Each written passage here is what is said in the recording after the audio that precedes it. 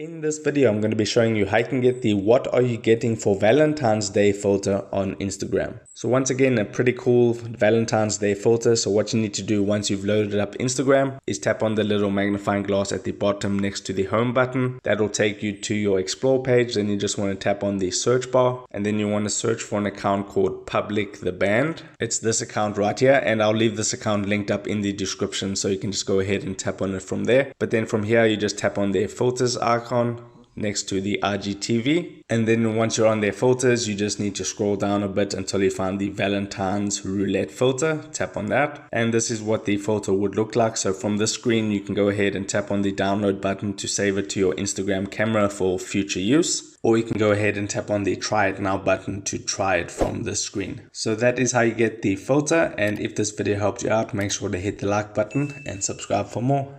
Take care.